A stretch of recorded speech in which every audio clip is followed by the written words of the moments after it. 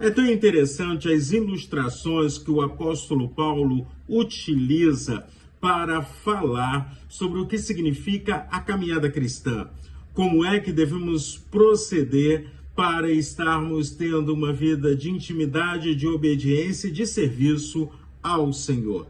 Nós estamos lendo a segunda carta de Paulo a Timóteo e hoje o capítulo é o capítulo de número 2. Eu sou Cláudio Eduardo, sou pastor e convido você a refletirmos um pouquinho sobre essa porção da palavra de Deus, preciosíssima e que tem muito a nos ensinar. Timóteo foi discipulado pelo apóstolo Paulo. Melhor, continuou sendo discipulado pelo apóstolo Paulo. Paulo tinha uma afinidade muito grande com Timóteo, com o ministério de Timóteo, com a família de Timóteo, a avó, a mãe de Timóteo. E agora ele escreve essa segunda carta. Uma segunda carta que tem como objetivo fortalecer o seu filho na fé. E, ao mesmo tempo, os mesmos ensinamentos que o apóstolo Paulo está dando a Timóteo também servem para mim e para você em pleno século XXI. E por isso eu quero chamar a sua atenção ao capítulo de número 2. Já no versículo de número 1, versículo 1 desse capítulo, o apóstolo Paulo mostra a razão de estar escrevendo essa carta. Quanto a você, meu filho, fortifique-se na graça que há em Cristo Jesus. Então, ele chama Timóteo a se manter fortalecido na graça de Deus. No momento em que a igreja está sendo perseguida pelo Império Romano, ao mesmo tempo, essa igreja perseguida pelo Império Romano vem sofrendo com as heresias batendo à sua porta e tentando distorcer a mensagem do Evangelho. E aquele jovem pastor, então, ele precisa ser fortalecido na fé em Cristo.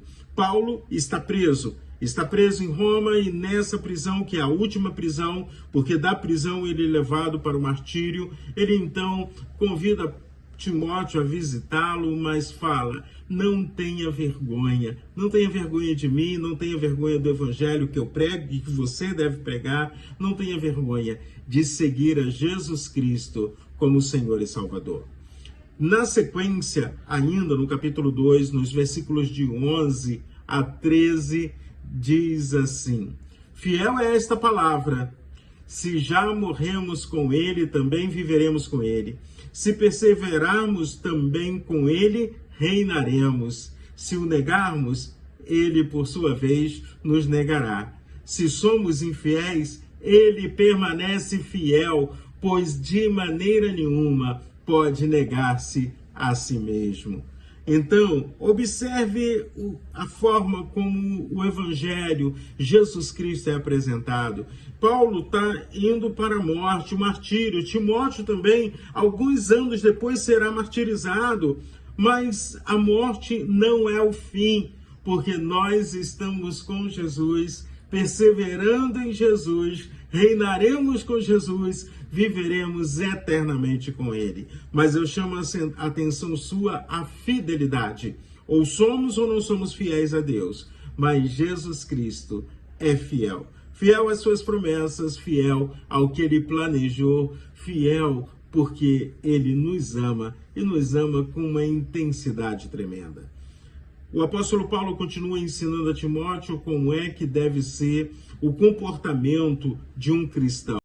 Aqui no texto ele está falando especificamente a Timóteo, que está liderando uma igreja, mas a mesma fala também serve para nós hoje. E ele diz do verso 15 ao verso 16, procure apresentar-se a Deus aprovado, como obreiro que não tem do que se envergonhar, que maneja bem a palavra de Deus. Evite igualmente falatórios inúteis e profanos, pois os que se entregam a isso avançarão cada vez mais para a impiedade.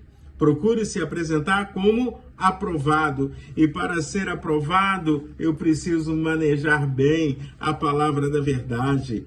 É tão interessante que muitas vezes nós nos auto-intitulamos cristãos, mas não sabemos os 66 livros da Bíblia de cor. qual é a ordem desses livros, não lemos a Bíblia todo dia, escolhemos versículos isolados. E eu te faço um convite, venha com a gente, vamos ler um capítulo por dia, vamos fazer diferença nesse mundo, porque Deus nos fala pela sua palavra, e no momento que Ele nos fala pela sua palavra, Ele nos dá ousadia, Ele nos dá a mensagem, Ele nos dá a direção na nossa caminhada cristã. Eu afirmo que a Bíblia, ela fala sobre tudo. A Bíblia, como palavra de Deus, nos mostra tudo que precisamos para o nosso dia a dia. É o nosso manual de regra, de fé, de prática, entendendo quem é Deus, porque é a revelação do Senhor. Seguindo ainda sobre a ideia do aprovado, o que eu preciso fazer, como eu vou fazer, Paulo diz assim: fuja das paixões da mocidade. Siga a justiça, a fé, o amor e a paz, com que, de coração puro, invocam o Senhor. Evite as discussões insensatas e absurdas, pois você sabe que elas só provocam brigas. O servo do Senhor não deve andar metido em brigas, mas deve ser brando para com todos, apto para ensinar, paciente, disciplinado e com mansidão. Trate as pessoas com mansidão, os que se opõem a ele, na expectativa de que Deus lhes conceda não só o arrependimento para conhecerem a verdade, mas também o retorno à sensatez, a fim de que se livrem dos laços do diabo que os prendeu para fazer o que bem ele quer.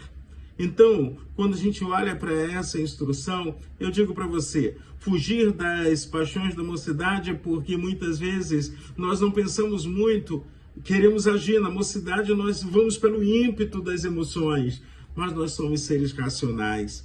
E aí seguir a justiça, fé e amor. É isso que espera o nosso Senhor. E a paz com que de coração impuro, de coração puros, invocam o Senhor. Então, que nesse dia, invoque o nome do Senhor, glorifique o nome do Senhor, sabendo que eu sou um bom soldado de Cristo, sabendo que eu sou um atleta que cumpro as regras para viver experiências maravilhosas com meu Senhor. Que o seu dia seja muito abençoado. E se essa mensagem abençoou a sua vida, vem com a gente, compartilha e vamos continuar estudando a palavra de Deus.